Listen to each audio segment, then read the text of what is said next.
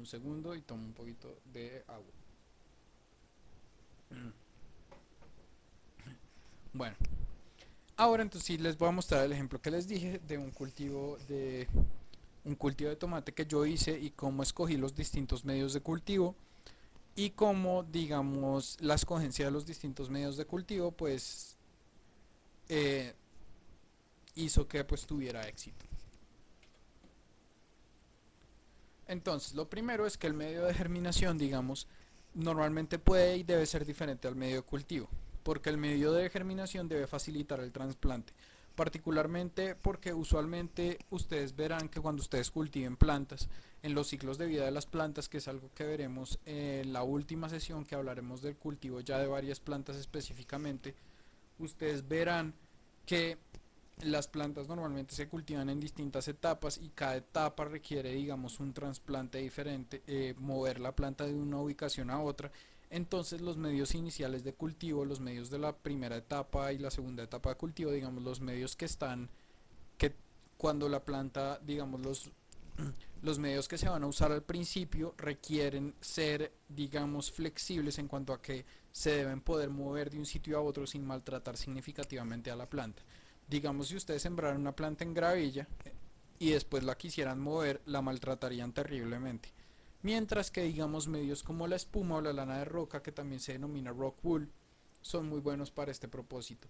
Aquí, digamos, se utiliza espuma de poliuretano de baja densidad, 0.15 gramos por mililitro, o por pues centímetro cúbico, que es lo mismo que un mililitro, que pues nos da, digamos, las características necesarias para la germinación. Entonces ahora les voy a mostrar lo que yo hice. Estos son unas plantas de tomate que yo germiné. Aquí están en espuma de poliuretano. Ven cómo están de bonitas, en espuma de poliuretano. Y a continuación, entonces, ¿qué es lo que pasa? Después de que las plantas pasaron sus primeras etapas de cultivo, pues ya las puse en el sitio donde iban a estar después hasta que pues ya no fueran a producir, que es un medio del cual les estaba hablando, que es un medio adecuado para el crecimiento total de la planta, que es arena de río con cascarilla de arroz en proporción 1:1. Entonces aquí están en espuma de poliuretano y ahora después estas mismas plantas están ahí. Ahí no se alcanza a ver el medio de cultivo que está dentro de estos tubos de PVC, pero ahí está esa arena de río, cascarilla de arroz 1:1. Y ahí están, digamos, las plantas de tomate, como ustedes pueden ver, se ven muy saludables. Pueden ver las hojas están verdes, uniformes, no hay hojas amarillas, no hay curva, no hay problemas en las hojas, manchas amarillas, están muy bien y muy saludables las plantas. Y pues eso gracias a que el medio de cultivo se escoge correctamente. De hecho creo que acá se alcanzan a ver ya los primeros capullos de las flores del tomate. Si ven acá se ven los primeros capullos. Entonces ya ven que la escogencia de medios de cultivo pues es muy importante para el éxito, digamos, de un cultivo hidropónico. Entonces, esto va a ser el primer factor que ustedes van a tener que tener en cuenta. Entonces, van a averiguar cuál es el medio de cultivo que pueden usar, qué medios de cultivo pueden usar, van a hacer una lista de los medios de cultivo que pueden usar y ya teniendo esta lista, pues ya va a ser mucho más fácil en la siguiente sesión cuando hablemos de los sistemas de cultivo hidropónico como tal. Ustedes van a poder ver más o menos qué sistema hidropónico quieren hacer y cuál les suena más, cuál ustedes creen que podrían hacer de acuerdo a los medios de cultivo que tienen. También obviamente hay que mencionar que hay medios que requieren tratamientos adicionales a los tratamientos, a lo que les mencioné. Adicional a la desinfección, hay medios que requieren tratamientos adicionales.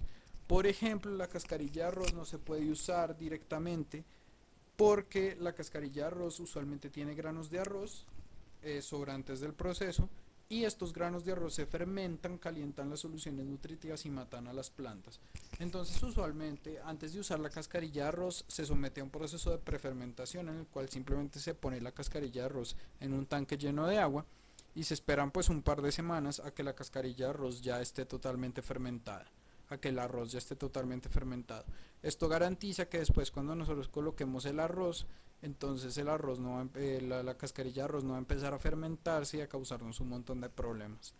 También los medios rocosos, digamos, otra cosa que les dije, siempre hay que revisar el pH que da el medio de cultivo. Esto es un proceso muy simple, simplemente se coge un vaso normal de vidrio, se llena, o del material que sea, se llena de hasta la mitad de medio de cultivo, se llena el resto con agua, se agita y se mide con el pHímetro el pH del agua que queda. Entonces, si el pH es muy alto, esto significa, o sea, si el pH es mayor a 7, esto significa que el medio de cultivo va a interponerse fuertemente ante el pH de la solución nutritiva. Como el pH de la solución nutritiva va a estar entre 5, 5 y 6, 5, el medio de cultivo va a intentar subirlo a su pH porque va a actuar como agente regulador de pH. Entonces, para los medios rocosos, lo que se hace normalmente es que se colocan en una solución que tenga pH bajo, o sea, se colocan, digamos, una solución de pH entre 4 y 5. Si el medio tiene pH 8, 9, o sea, si el medio es básico, se coloca en una solución que tiene pH entre 4 y 5 por más o menos 3 días y se va midiendo el pH y se va añadiendo más ácido si el pH sube, hasta que se logra tener un pH constante, hasta que pasan un par de días y el pH no cambia. Esto garantiza que nosotros cambiamos toda la superficie del medio de cultivo para que ya no tenga esos sitios básicos que generan esa respuesta en nuestro medio de cultivo, o sea, neutralizamos el medio de cultivo en efecto. Y eso pues es clave para tener éxito, digamos, cuando se usan este tipo de medios y no llevarse sorpresas después. Entonces siempre es importante hacer este análisis de pH de los medios de cultivo.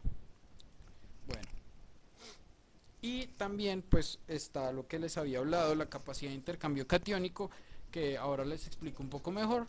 Básicamente la capacidad de intercambio catiónico, este es el medio de cultivo que está representado por estas bolitas.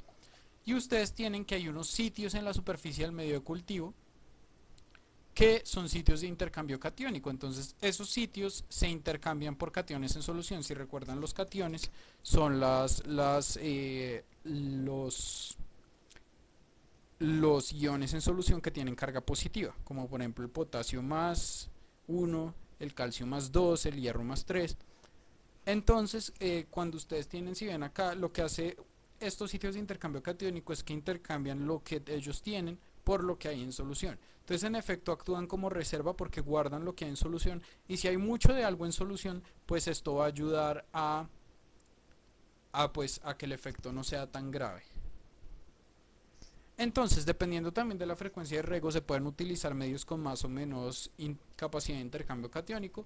Esto lo digo yo, digamos, a nivel teórico, no sé, digamos, en la práctica esto no se hace mucho porque, digamos, solo se buscan medios que tengan capacidades de intercambio catiónico normales, o sea, no, tampoco es que la capacidad de intercambio catiónico sea un factor tan determinante, pero sí es un factor que es bueno tener en cuenta. Obviamente cuando el riego es menos frecuente, pues se pueden utilizar medios con mayor capacidad de intercambio catiónico para que haya mayor capacidad de reservar nutrientes. Y cuando el riego es más frecuente, pues utilizar medios con menor capacidad de intercambio catiónico para asegurar que los nutrientes estén siempre en solución y que no sean, digamos, capturados por el medio de cultivo. Como les digo, la capacidad de intercambio catiónico es igual más o menos a la capacidad de almacenar ciertos nutrientes.